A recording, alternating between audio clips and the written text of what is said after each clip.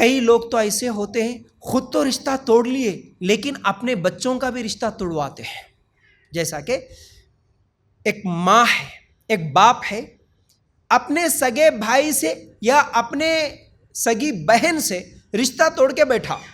ایک مرد ہے اپنی سگی بہن سے رشتہ توڑ کے بیٹھا. ماں ہے جو اپنی سگی بہن سے رشتہ توڑ کے تو بیٹھی، یا اپنے جو دیور ہے یعنی اپنے شوہر کے بھائی یہ لوگوں سے رشتہ توڑوا کے بیٹھی.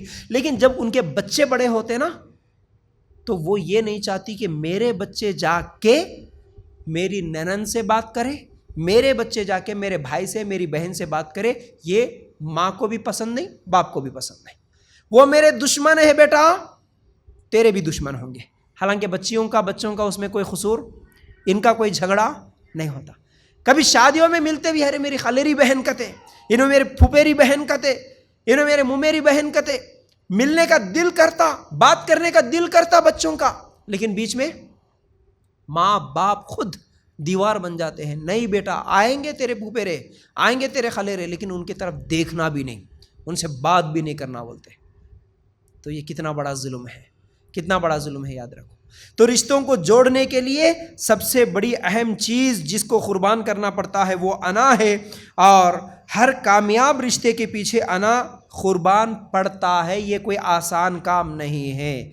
ہر کامیاب رشتہ، یہ لائن یاد رکھ لو، چاہے وہ کون سا بھی رشتہ، میاں بیوی کا رشتہ ہو، بھائیوں کا بہنوں کا رشتہ ہو، سسرالی کون سا بھی رشتہ ہو، آپ کا رشتہ اگر آپ چاہتے ہیں کہ سلامت رہے اس کے لیے انا کی قربانی دینا. بس ختم. میاں بیوی کا جھگڑا ہو گیا تو بھی اپنی انا، اپنی ایگو کو ختم کرو. دیکھو، دو میں سے کوئی ایک چیز بچا لو. ایک لائن بار بار سنتے ہیں ہم لوگ، یا تو اپنی انا کو بچا لو، رشتہ توڑ لو، یا نہیں تو رشتے کو بچا لو، اپنی انا کو ختم کرو. دو میں سے کوئی ایک. دو ایک ساتھ نہیں رہ سکتے. انا کی قربانی کریں گے رشتہ بچے گا، رشتے کی قربانی کریں گے تو انا بچے گی. تو جہاں انا کی قربانی ہوتی ہے، انا چھوڑ دیتے تو رشتے کو پکڑ لیتے، انا کو پکڑ لیے تو رشتے کو چھوڑ سکتے ہیں.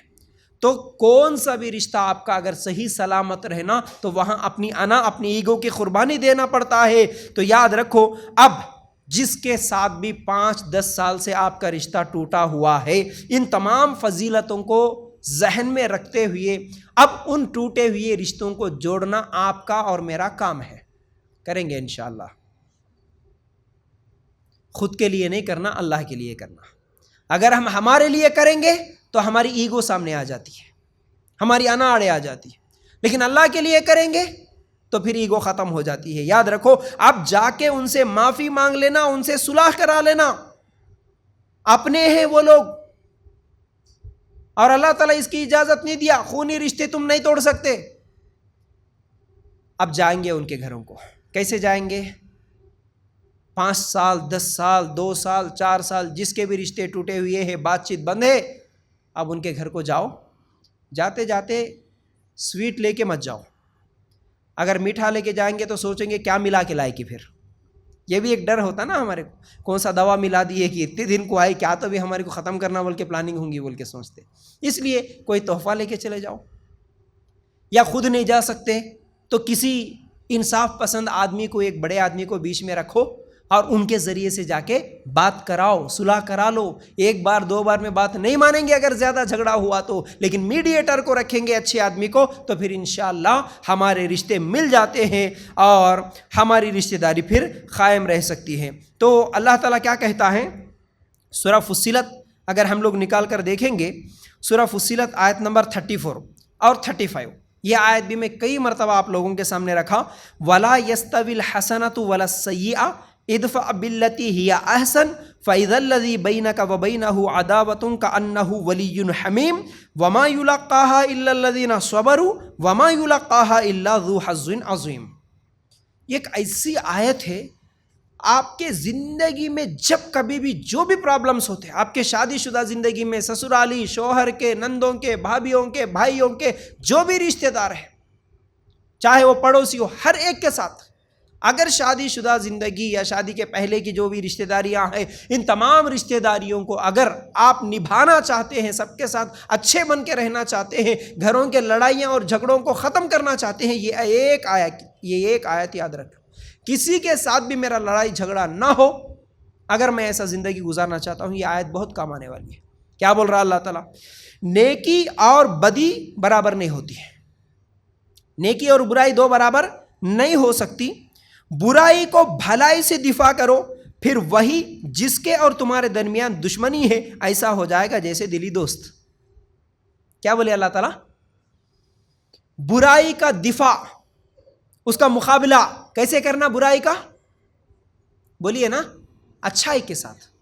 جیسا کہ حدیث میں سنایا, اگر کوئی گالی دے رہا تو آپ دعا دو, برائی کا بدلہ اچھائی کے ساتھ دو. وہ رشتہ توڑ رہا, آپ جوڑنے کی کوشش کرو.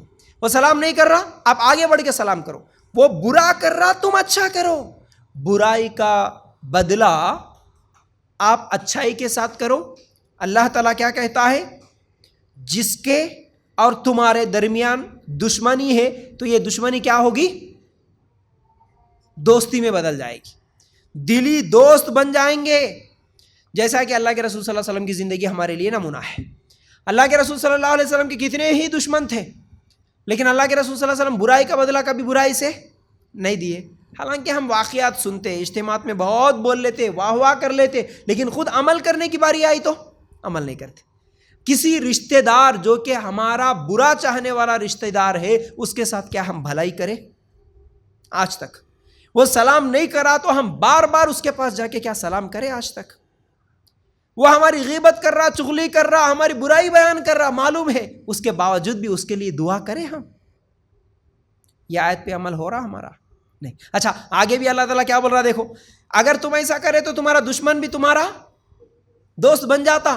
لیکن اس کے بعد اللہ تعالیٰ کہتا ہے اور یہ بات انہی کو نصیب ہوتی ہے جو صبر کرے, اور اسے سوائے بڑے نصیبے والوں کی کوئی نہیں پا سکتا. بڑے نصیب والے بننا چاہتے ہیں؟ بڑے نصیب والے بولتے ہیں نا, ارے کیا جی ان کو گاڑیاں ملے, کیا جی ان کو بیٹے چھوڑے, کیا جی اچھا رشتہ آ گیا, کتنے اچھے نصیب والے کی. بولتے کہ نہیں بولتے؟ ارے کیا جی آپ جواب نہیں دے رہے, بیٹھے کہ سو رہے آپ لوگ؟ سو رہے تو نہیں نا, تو کچھ جواب دو. کیا ہم باتیں کرتے ہیں کہ ابا کتنا اچھا نصیب ہے اس کا, دیکھو ہے کہ نہیں؟ اگر کوئی آفر میں کوئی چیز آ گئی تو بھی بولتے ہیں نا, چھوٹی چھوٹی چیزیں آفر میں, ابا کیا قسمت ہے جی تمہاری. قسمت بولتے, چلو نصیب بھی کچھ لوگ بولتے, قسمت بولتے, کتنی اچھی قسمت ہے, دیکھو بچی کی قسمت کھل گئی, دیکھو بولتے نا کتنے اچھے جگہ رشتہ مل گیا ہے نا. کچھ لوگ وہاں بولتے ہاں 2 ہاتھاں بھی اس کے گھی میں گئے ہے نا. کئی لوگ ہمارے باتیں کرنے کا طریقہ الگ رہتا, انداز الگ رہتا, اور کئی رشتہ دار تو ایسا بولتے نا, جس میں خاص طور سے پھپھواں اور خالہ جو ہوتے نا, اگر کسی کو کوئی اگر اچھا رشتہ مل گیا بچی کا, اگر کسی کے بچی کو یا بچے کو اگر ایگزام میں پاس ہو گیا, اچھے مارکس آئے, تو کیسا بولتے؟ پھپھواں خالہ جو بڈھے لوگ ہوتے, تھوڑا 50-60 کی عمر کو چلے جاتے, دیکھے دعا لگی رے, میری دعا لگی, دیکھ ایسا دعا کری, ایسا قبول ہو گئی, دیکھ تیرے کو 2 ہاتھاں گھی میں ہے, اب تیرے دیکھ لے, اب میری دعا لگی بیٹا, ایسا بولتے. وہی اگر ذرہ ان سے انبن ہو گئی, سمجھو خالی نہیں جاتی میری دعا, خالی نہیں جاتی, اللہ سن لیا, میری بد دعا لگی, اس کو بولتے ایسا ہے نا, بد دعا لگی بولتے, ادھر ایسا بھی بولتے, ادھر ویسا بھی بولتے لوگ. تو بہرحال میں کیا بول رہا تھا کہ بات کہاں سے نکلی بولیے, میں بھول گیا. ہاں, آیت سمجھا رہا تھا میں آپ کو, ہے نا, آیت سمجھا رہا. اللہ تعالیٰ کیا بولا اس آیت میں, جو برائی کا بدلہ بھی اچھائی کے ساتھ دینا, یہ کون دے سکتے بول رہا؟ جو صبر کرنے والے ہیں اور جو اچھی قسمت والے ہیں, اچھی نصیب والے ہیں, جن کا نصیب اچھا ہے, جن کی قسمت اچھی ہے, اور جن کے اندر صبر کرنے کا جذبہ ہے, تو وہی لوگ یہ کام کر سکتے. ہر آدمی یہ کام نہیں کر سکتا. جن کے رشتے ٹوٹ کے ہیں 5-10 سال سے, ان سے بات کرنا اتنا آسان کام نہیں ہے. اللہ تعالیٰ خود بول رہا, اس کے لیے انا قربان کر کے جانا پڑتا. تو یہ اچھی قسمت, بڑی قسمت والوں کا ہی کام ہے.